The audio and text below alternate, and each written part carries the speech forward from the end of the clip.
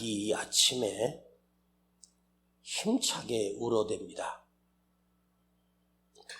그 닭이 우는 이유는 집안에서 길러진 그런 닭이 아니라 야생에서 길러진 닭들이 새벽에 동이 틀 때 아침을 울리는 그 힘찬 우렁찬 소리는 닭의 뇌 속에 송과체라고 하는 그런 호르몬 기관이 있는데, 닭이 자기를 보호하기 위하여 캄캄한 밤에는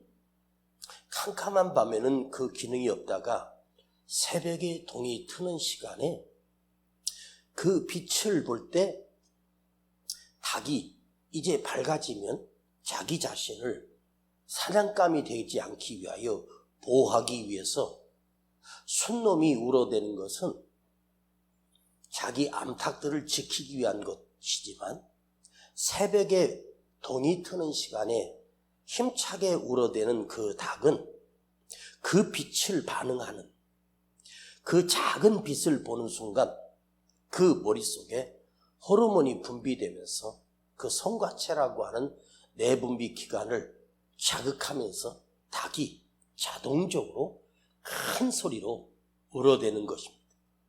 자기를 보호하기 위하여, 자기의 존재감을 나타내기 위하여 닭이 힘차게 울어대는 그 닭 소리는 자연에서 살아남기 위해서 닭들이 오랜 세월 동안 그 닭이 유전되면서, 그런데 가령 그 닭을 캄캄한 곳에 빛을 완전히 차단한 상황에서 닭을 키운다면 그 닭은 절대로 아침에 해가 떴어도 닭은 울지 않는다는 것입니다. 이 닭의 울음소리를 들은 베드로가 통곡하며 주님께 돌이키는 이 장면을 우리가 여기서 볼 수 있지요. 자, 먼저 이에 베드로가 또 부인하니, 세 번째 주님을 모른다고 부인하는 그 순간 닭이 울더라. 자, 절대로 주님을 부인하며 배신하며 절대로 모른다고 주인을 부인하는 그 순간, 갑자기 어디선가 들려오는 그 닭은 새날이 밝았다, 새아침이 또 왔다라고 하는 그 빛을 보는 순간 닭의 사명인 힘차게 울어제끼는 그 소리를, 베드로가 그 울음소리를 듣게 됩니다. 자, 그 새벽 닭은 지금도 전 세계적으로 그 닭들은 본능적으로 아침에 새벽이 될 때 닭들이 오늘 밝은 날이 왔다,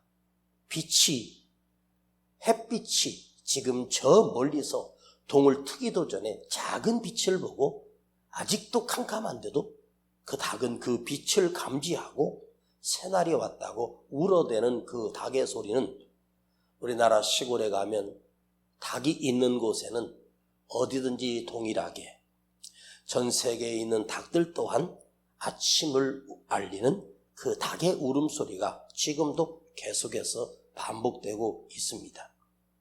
자, 그런데 마태복음 26장을 제가 찾아봤더니 베드로가 세 번째 주님을 부인할 때는 주님을 저주하여 가로되 내가 그 사람을 알지 못하노라 하니 닭이 곧 울더라. 그런데 오늘 성경에서도 닭이 울었다는 소리를 우리에게 알려주고 있는 이유가 뭘까요? 매일같이 울던 새벽 닭이 그날 베드로 인생을 돌이키는 놀라운 닭의 소리를 성경은 우리에게 기록하고 있다는 사실은, 이 닭의 울음소리가 그냥 일반적인 닭의 울음소리가 아니라 엄청난 역사를 바꾸는 중요한 사건이었다는 것입니다. 베드로가 그 새벽에 돌이키는 순간 베드로는 초대교회를 인도했던 위대한 사도가 되었고, 그를 통해서 수많은 영혼들이 살아나고 그를 통해서 죽은 자가 살아나며 안진뱅이가 일어나게 되는 엄청난 하나님의 역사가 이 베드로, 이 초라한 베드로 사도의 모습을 통해서 이루어집니다. 만일 그날 닭이 울지 않았고 닭의 울음소리를 듣지 못했다면 베드로는 4번이고 5번이고 주님을 모른다고 배신하며 부인하며 그의 인생은 그야말로 비참하게 끝나버리고 말았을 것입니다. 그런데 그 닭소리를 듣고 베드로가 통곡하며 닭이 울었던 울음과는 전혀 다른 통곡하며 울었던 베드로가 그의 인생을 통해서 세상을 변화시키는 위대한 사도로, 위대한 선지자로 하나님께서 쓰셨습니다. 자, 그 닭의 울음소리를 듣는 순간 베드로가 배신자였다가 주님의 위대한 사도로 다시 주님의 제자의 자리로 돌아오는 회복되는 순간이 되었습니다. 왜 그랬을까요? 주님이 베드로야, 네가 오늘 밤 닭 울기 전 3번 나를 모른다고 부인하리라. 그 말을 주님이 베드로에게 하셨기 때문입니다. 그리고 주님이 하셨던 그 말씀이 네가 오늘 밤 닭 울기 전 나를 모른다고 3번이나 부인하리라. 베드로 입장에서는 도저히 일어날 수 없는 일입니다. 절대로 일어날 수 없는 일인데 주님이 베드로에게 그렇게 말씀하셨을 때 베드로는 그 말을 흘려버릴 수 있었지만 그 말을 베드로 가슴 속에 담고 있었습니다. 사람을 고친다는 말은 불가능하다는 말입니다. 여러분, 어디 가서 상담을 하고 치료를 하고 정신과 의사를 만나고 약을 먹고 해서 사람이 바뀌어지는 게 아니에요. 사람이 누군가가 말을 해서 그 말을 듣고 고치고 달라진다라고 하는 것은 이건 대단한 일입니다. 그런데 누군가가 나에게 이렇게 해라 저렇게 해라 해서 달라질 수 있으면 얼마나 좋겠습니까? 인간은 사람의 말을 듣고 변화되는 게 아니에요. 저는 이 설교를 하면서 여러분들이 변화될 거라는 기대를 가지고 하지 않습니다. 단지 주님의 말씀이 바르게 선포되면 그 말씀이 그 안에서 역사하여 주님께서 우리를 변화시킬 수 있다면 참으로 다행이지만 설교 한 편에 변화된다라고 하는 것은 불가능합니다. 그런데 이거 있어요. 내가 스스로 깨닫고 내 잘못을 자기가 깨닫고 주님은 베드로를 찾아가서 네가 나를 모른다고? 누가복음에 보면 3번째 부인할 때 주님이 대제사장 안나스 앞에 섰을 때 주님이 돌이켜 베드로와 눈이 마주치는 순간이 있었습니다. 등 뒤에서 모른다고 하는 베드로를 주님이 돌이켜 베드로를 바라보고 계셨습니다. 그 주님의 눈은 베드로에게 네가 진짜 날 몰라? 하고 화를 내는 시선이 아니라 여전히 사랑스러운 모습으로 주님은 베드로를 바라보셨을 거예요. 그렇게 해서 베드로가 새로워지고 변화된 것이 아니에요. 나 스스로 깨닫고 내가 이것을 고쳐야지라고 하면서 자기가 자신을 깨달으면 그거는 엄청난 사건이지만 그렇게 변화되는 사람이 얼마나 있을까요? 여러분이 한번 생각해 봐요. 내 자신을 내가 보면서 내가 나를 고쳐야 되겠다. 내가 나를 새로워져야 되겠다라고 자기가 자기를 한다면 어느 정도 설득은 있습니다. 그러나 누가 이렇게 고쳐 저렇게 고쳐 한다고 해서 고쳐지는 것도 아니고 교육을 통해서 달라지는 것도 아닙니다. 하나님의 말씀을 내 안에서 삼키고 하나님의 말씀을 내 안에서 내가 새길 때에만 그 말씀이 나를 변화시킬 수가 있습니다. 예배를 드리고 말씀을 듣는다고 해서 그건 아무 상관없어요. 인간은 절대 자기가 자기 자신을 고칠 수 있는 능력도 없고 변화될 수 있는 능력 또한 없습니다.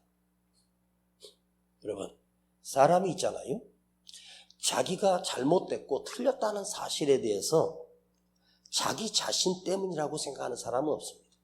뭐든지 다 누구 때문이고 저 때문이고 누구 때문이고 사람 때문이고 원망하고 불평할 줄은 알지만 자기가 자신을 보면서 아, 내가 교만했구나, 내가 잘못했구나 이걸 깨닫는 사람은 아마 극소수일 것이고, 그걸 깨달을 수 있는 마음을 가졌다는 사람은 엄청난 축복의 사람입니다. 여러분 스스로 나 자신에 돌아봐야 돼요. 내가 이렇게 잘난 줄 알고 똑똑한 줄 알지만 내 자신이 나를 변화시킬 수가 없어요. 주님이 우리에게 주셨던 그 말씀 한마디를 기억해낸 자만이, 그 말씀이 심령에 꽂혀 있는 자만이 나를 변화시킬 수 있는 능력은 그 말씀의 능력입니다. 자, 주님이 돌아보며 베드로에게 네가 나를 모르냐는 눈빛으로 바라보셨습니다. 그 눈길도 베드로를 변화시키지 못했습니다. 닭의 울음소리를 듣는 순간 갑자기 주님이 조금 전에 하셨던 그 말씀이 생각나서 밖으로 나가 통곡하며 울며 회개합니다. 자, 베드로가 주님을 모른다고 배신했던 그 장소가 지난주에 우리 묵상했습니다. 대제사장의 뜰입니다. 대제사장의 마당입니다. 대제사장의 권력이 넘치는 곳이고, 그의 권력이 있고 그의 군대가 있고 그의 종들이 그 마당에 꽉 들어차 있는 순간 예수님이 밧줄에 묶여 잡혀가 있습니다. 지금 주님은 안나스 앞에서 그 군대들이 둘러싸인 그곳에서 힘없이 신문을 받고 있는 그런 상황입니다. 그 환경이 주님이 아무 힘이 없고 무능한 모습으로 끌려가는 주님의 등 모습을 베드로가 그 뒤를 따르다가 주님을 모른다고 부인한 것이고, 또 주님에게, 아니 베드로에게 너도 갈릴리 사람이잖아, 너도 저의 제자잖아 하고 물었던 사람은 권력 있는 사람이 아닙니다. 여종이었습니다.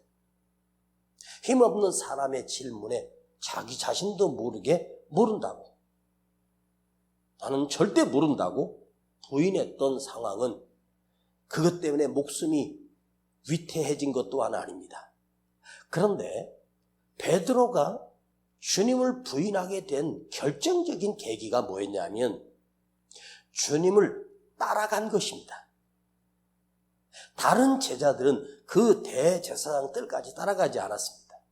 베드로가 주님을 끝까지 따라간 이유는 무엇이었을까? 니들 다 죽었어. 이제 결정적인 순간에 하나님의 군대가 너희들을 다 불태워 죽이는 장면, 주님이 드디어 그들을 다 갈아엎으시고 왕이 되는 그런 엄청난 사건임을 기대하며 베드로가 따라간 것입니다. 아니면 내가 주를 위해서 죽을지라도 내가 주님을 지키기 위하여 주님 뒤에 따라가 어느 순간 주님의 편에 서려고 베드로가 얄팍한 생각을 가지고 거기까지 쫓아간 거예요. 그 상황에서 너 예수의 제자지 할 때 모른다고 답변했던 이 베드로의 이 나약한 모습을 보면서 저는 이 상황을 그림으로 그려봐요. 너무 쉽게 주님을 모른다고 부인하고 맙니다. 저는 이 베드로 사도의 입장과 형편과 환경을 충분히 이해하고 100% 이해할 수 있습니다. 진짜 그럴 수밖에 없었겠다. 그 주님의 힘없는 모습 앞에 그들의 질문에 아무 생각도 없이 주님을 부인했던 그 베드로. 그런데 물론 이건 엄청난 배신이고 잘못입니다. 그런데 여기서 베드로가 이렇게 대답할 거예요. 어쩔 수 없었다고. 은세야, 너도 그 환경이면 너도 그렇게 될 거야. 어쩔 수 없었어. 할 수 없었어. 어쩔 수 없이 주님을 부인하고 부인을 배신했다라고 베드로 사도는 핑계를 댈 수 있고 이유를 댈 것입니다. 너도 그 상황 만나면 너도 나처럼 주님을 모른다고 배신할 것이다. 그런데 여기 중요한 메시지가 있습니다. 그 상황은 베드로가 주님을 모른다고 부인하는 이 상황은 주님이 만든 상황이 아닙니다. 주님이 그 상황은 배신하는 베드로를 살리시기 위하여 잡혀가시는 것이고 그를 구원하시기 위하여 잡혀가시는 것입니다. 근데 베드로가 주님을 지키겠다고 주님을 그 등 뒤에서 따르다가 그 환경에, 그 상황에, 그 장소에 없었으면 배신자는 되지 않았을 거 아니에요? 아마 어쩌면 내가 주님을 지키겠다. 한순간에 주님이 이것을 엎으실 것이다. 내가 그 능력을 알기 때문입니다. 주님을 지키기 위하여 홀로 가신 주님, 제자들은 다 도망갔는데 베드로는 끝까지 따라가 주님을 지키겠다는 그런 생각으로 따라갔고, 혹여나 주님이 판을 엎으실 때 그 옆에서 주님 오른편에서 주님을 지켜주겠다고 이 나약한 인간이 따라간 것입니다. 그러니까 동산에서 칼을 휘둘러 누군가의 귀를 잘랐던 그 용기는 사라지고 그 대제사장 뜰에 서는 순간 나약하게 무너지는 베드로를 봅니다. 이게 인간이고 연약한 존재며 이 베드로의 모습을 볼 수 있습니다. 저는 이 메시지를 이렇게 한번 풀어봤어요. 나도 그 상황에 갔으면 나는 어쩔 뻔했을까 생각해 봤어요. 저도 어쩌면 주님을 모른다고 배신하고 부인하지 않았을까? 그런데 주님이 어떤 순간에 이 판을 엎으실 것이고 또한 그 순간에 내가 주님의 오른편에 서서 내가 주님을 지켜낼 것이라고 생각을 했을지도 모릅니다. 자, 여기서 그래도 한번 생각해 보십시다. 내가 주님을 지킬 것이다. 내가 이 교회를 지키겠다. 여러분에게 물어보겠습니다. 여러분이 주님을 지킬 수 있습니까? 내가 주님을 지킬 수 있습니까? 주님이 나를 지키는 것입니까? 내가 주님 앞에 충성하여 죽을지라도 주를 위해서 죽을지라도 내가 주님을 지켜드리겠다고, 내가 주님 편에 영원히 있겠다고 여러분 주님을 지킬 수 있다고 생각하십니까? 인간이 하나님을 지킬 수 있습니까? 하나님이 나를 지키는 거 아닙니까? 하나님이 우리를 지키시는 것이지 나약한 내가 어떻게 거룩하신 하나님을, 전능하신 하나님을 지킬 수 있겠습니까? 내가 하나님을 지킬 수 있는 게 아닙니다. 하나님이 나를 지키시는 것이고, 인간이 지킬 수 있는 것은 그 속에 심겨진 작은 믿음 하나라도 끝까지 지켜내는 것이 우리가 감당해야 될 사명입니다. 주님이 나를 도우시는 하나님이십니다. 하나님은 나를 도우시는 전능자십니다. 여러분, 우리를 도우실 때 그 하나님이 그 엄청난 능력으로 우리를 지키시고 그 손에 능력이 있고 또한 그 하나님의 말씀이 또한 우리 삶을 인도해 가시는 하나님의 전능하신 섭리가 우리 속에 매일매일 나를 지키고 있고 인도하고 있으며 동행하고 계십니다. 자, 그런데 하나님이 우리를 도우시죠. 나를 도우십니다. 그런데 하나님이 특별히 돕는 자가 있어요. 제가 언젠가 말했죠. 표신하게 돕는다고. 누가 봐도 너무 심하게 도와. 모세처럼, 다윗처럼, 다니엘처럼, 요셉처럼 믿음의 사람들 삶 속에 하나님이 표신하도록 엄청난 능력으로 그의 편이 되어주시고, 막강한 군대가 쳐들어왔어도 하나님께서 다윗 편이 되어주시면 그 군대가 몇십만이든 몇백만이든 아무 상관없습니다. 하나님께서 그 인생을 도우시고 그 사람을 도우시고 그 주의 종들을 지키시고 표신하고 티가 나도록 하나님 그 편에 서주십니다. 왜 하나님이 특별한 사람들의 편에 들어주시고 그에게 전쟁을 이기게 하시고 능력이 되게 하시고 그 선을 통해서 바다가 갈라지고 그 선을 통해서 하나님 크신 역사가 일어나게 하십니까? 그 사람이 착하거나 그 사람이 거룩해서도 아니에요. 그 믿음의 사람을 하나님이 도울 수밖에 없는 게 있어요. 여러분 한번 생각해 봐요. 하나님이 나를 도울 수 있다라고 할 때 하나님이 나를 뭘 보고 도우실까?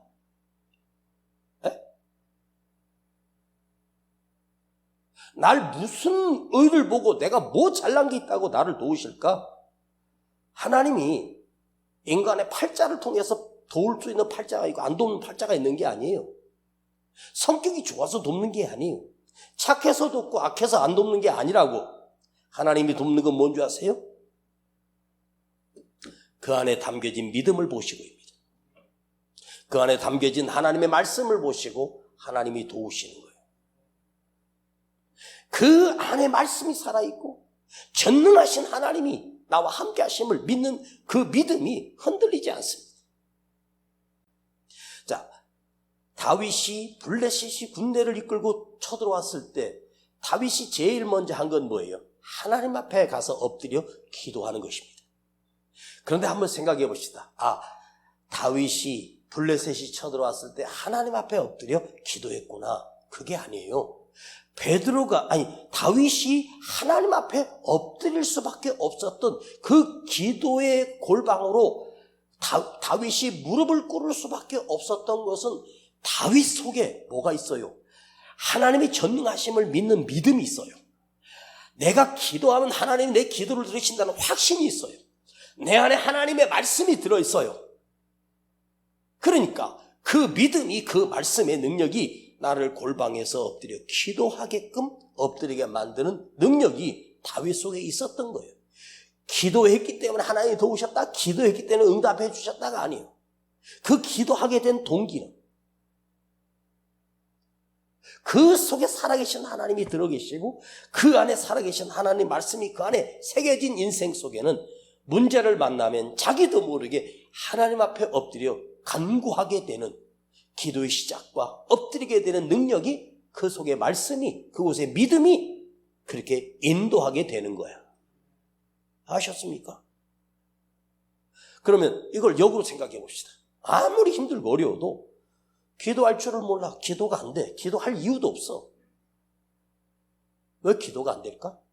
왜 기도가 막혀 있을까? 생각해 보신 적 있어요? 나는 왜 기도가 안 되지?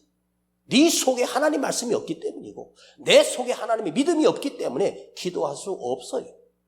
내가 온전히 하나님을 의지하는 사람이라면 습관처럼 나도 모르게 주를 부르게 되고 습관처럼 주 앞에 엎드리게 되는 거예요. 삶의 가는 길을 걸어가면서도 기도가 나오고 운전하면서도 기도가 나와요. 왜? 살아계신 하나님이 나한테는 그것이 전혀 의심되지 않아요. 내 입술을 들으시고 내 목소리를 들으시고 내 기도를 하나님 들으신다는 걸 확신이 있기 때문에 어려운 일 당할 때 내 믿음 적으나 더욱 주를 의지하게 돼요. 응? 베드로 사도 안에 네가 오늘 밤 다 굴기 전 나를 3번 모른다고 부인하리라. 이게 말씀도 아니잖아요. 주님이 베드로에게 조심하라고 주님이 네가 오늘 밤 다 굴기 전 3번 나를 모른다고 부인할 거야. 아마 처음에 그 말을 들었을 때 베드로는 말 같지도 않은 소리라고 생각했어. 왜 주님이 이런 말씀을 하시지? 나를 모르시나? 내가 누군지 주님 모르시나? 베드로는 자기가 대단하다고 생각한 거야. 나만큼은 주를 위해서 죽을 수 있다고 생각한 거야. 지난주에 그랬잖아요. 베드로가 주를 위해서 내가 죽을지언정 옥에도 같이 갈 것이면 내가 주를 대신하여 죽겠나이다. 호언장담했던 인간이 바로 베드로예요. 응? 목사님들이 어느 교회 부임해 갈 때 나와서 가방 들어주는 집사를 조심하라 그런 말이 있어요. 응? 처음 그 교회 가면 막 와서 목사님 설교 한 편 듣고 막 은혜 받았다면서 가방도 들어주고 막 그런 사람 조심하라. 네. 근데요, 이게요, 저도 많이 경험해봤거든요. 그런 사람 진짜 조심해야 돼. 막 와서 은혜 받았다고 막 와서 막 잘할 것 같은 사람. 그런 사람이 나중에 목사를 쫓아내거나 대역, 반역하거나 그 목사에게 칼이 돼서 돌아온 사람 많이 있어요. 주님도 그걸 아신 거지. 베드로가 예수님 가방을 한두 번 들어줬겠습니까? 평생을 주님 가방 들고 다녔어. 그랬더니 이 인간이 주님을 배신하는 거지. 그래서 주님이 이걸 알려주신 거야. 친절하게도. 그런데 이 단어를 한번 생각해봐요. 네가 다 굴기 전 네가 3번 나를 모른다고 부인하리라. 이 말이 베드로에게만 해당된 말일까? 여러분 한번 여러분 삶에다가 생각해봐요. 여러분 삶의 현장에서 예수님 모른다고 말은 안 했지만 우리는 3번만 부인하면서 합니까? 아예 예수가 없지 않습니까? 응? 아예 예수가 없는데 뭐 부인할 게 뭐 있어? 저는 하나님 말씀을 이걸 말씀을 준비하면서 이건 2000년 전에 있던 사건이라고 절대 생각하지 않습니다. 이게 오늘 내 안에서도 일어날 수 있다. 내 삶에도 일어날 수 있다를 항상 생각합니다. 여러분 안에 주님이 그래도 베드로를 사랑하셔서 네가 나를 3번이나 모른다고 부인하리라. 그 말을 들었을 때 베드로 입장에서는 되게 자존심 상했을 거예요. 기분 나빴을 거예요. 그러지도 않을 것이면 그럴 리도 없는데 말도 안 되는 말씀 하시지만 그게 베드로 마음속에 걸려 있는 거지. 응? 그게 걸려 있는 거야. 여러분 마음에는 뭐가 걸려 있습니까? 여러분 심령 속에 걸려 있는 게 뭡니까? 말씀이 걸려 있어야 되는데 우리 안에는 말씀이 안 걸려 있고 미움과 분노와 원망, 불평 이런 악한 것들만 심령에 걸려 있어. 심령에 그 분노와 미움이 걸려 있으면 다 그렇게 해석이 됩니다. 그 더럽고 추한 것들이 걸려 있는 사람은 무슨 일이 일어나도 원망, 불평밖에 할 게 없어요.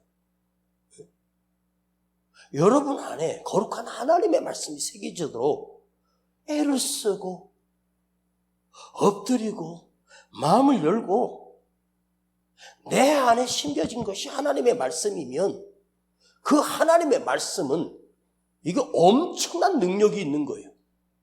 내 안에 담겨진 것이 하나님의 말씀. 그 말씀이 뭐예요? 하나님이십니다. 그 말씀이 예수님이십니다. 그 말씀이 능력입니다. 이 시간 내 안에 하나님의 말씀을 담고 살면 지금은 아무것도 아닌 것 같은데 이 담겨진 말씀이 어느 순간에 능력이 돼요. 저는 이걸 너무나도 많이 경험했어요. 응? 말씀을 담아 그 말씀이 삶의 능력이 되고 위기 때 기도하게 되고 위기 때 주님을 찾게 되는 힘이 됩니다. 예? 내가 주고 하나님 앞에 서면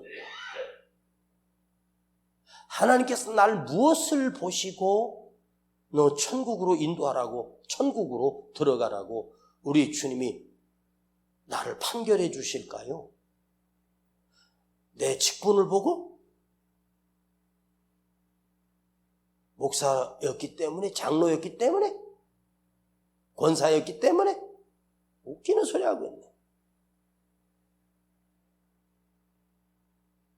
난 대한민국에서 목사들이 천국 가는 사람이 1%만 돼도 대단할 거라고 생각해. 장로들 중에서 천국 갈 사람이 0.1%도 안 돼. 권사들이 더 문제야. 네. 보통 교회 가면 장로들이 뭐 사업하고 돈 많고 하니까 장로가 됐는데 믿음이 좋아서가 아니야.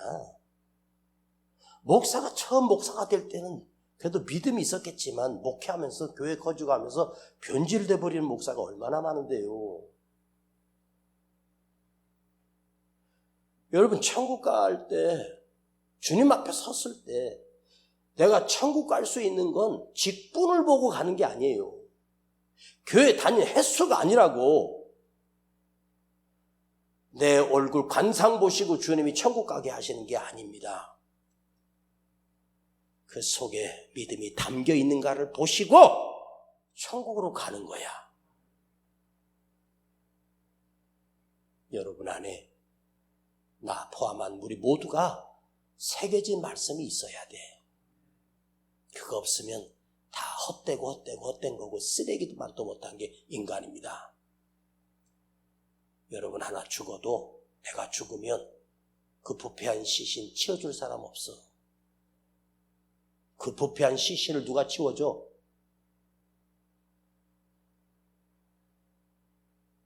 먹고 싸는 게 똥만 싸고 입에서 나온 게 쓰레기만 나오고 그러면 그게 사람입니까?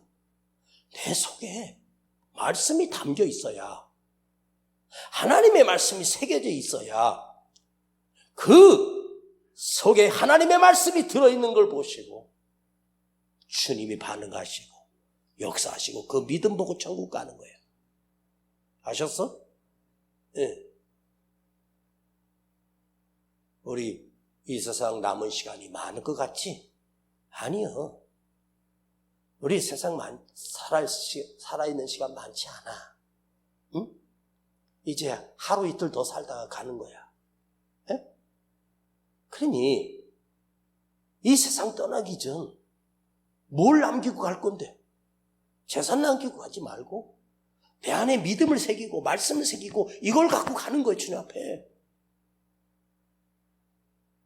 평생 영원히 살 것처럼 착각하지 마세요.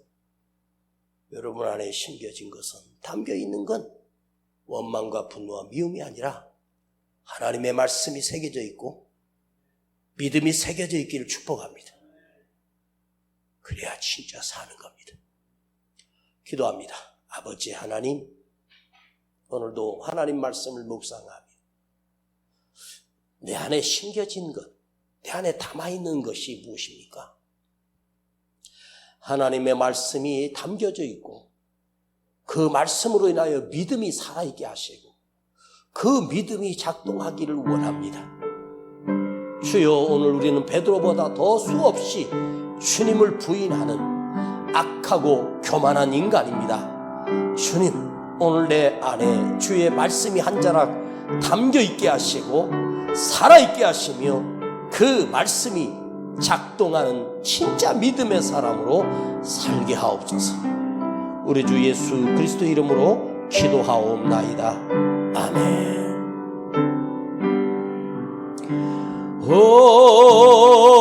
어려운 일 당할 때 나의 믿음 적으나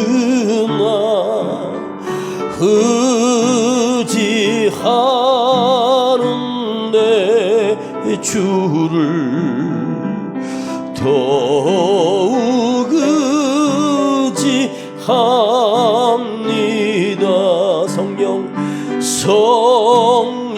성령께서 내 맘에 밝히 비춰 주시네.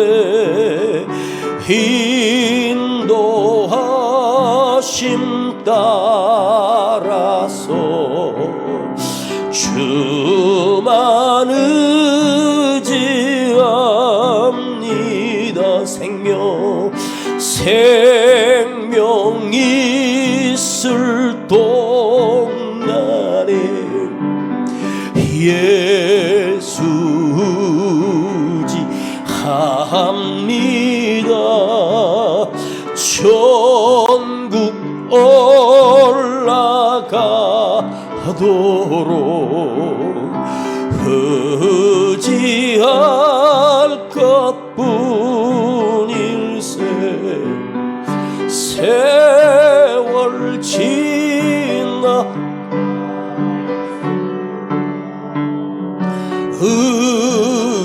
의지할 것뿐일세. 아무 일을 만나도 예수 지합니다. 오늘 기도할 때 기도가 나와야 되고, 기도가 기도돼야 되고, 믿음이 믿음 돼야 되고, 말씀이 말씀 되게 하옵소서. 형식적인 예배하지 말고 작은 시간이라도 간절하게 기도하십시오. 주여, 내 안에 하나님의 말씀이 새겨져 있게 하시고, 그 말씀이 살아있게 하여 주시고, 그 말씀이 역사하고 작동하게 하옵소서. 우리 주님은 그 안에 믿음을 보시고 역사하십니다. 주여, 내 삶에 주님이 역사하시고 도우심이 있게 하여 주옵소서. 주여, 철저하게 하나님이 도우시는 은혜가, 하나님이 함께 하심이 표시나게 하시고 티가 나게 하시며 역사가 일어나게 하옵소서. 주여, 내 안에 오늘 주신 말씀, 주여, 내 안에 말씀이 새겨져 있기를 원합니다. 내 안에 말씀이 살아있게 하옵소서. 그 말씀 붙들고 사는 인생 되게 하시고, 그 말씀 붙들고 전능하게 능력 있게 살게 하옵소서. 주여 부르고 기도합니다. 주여.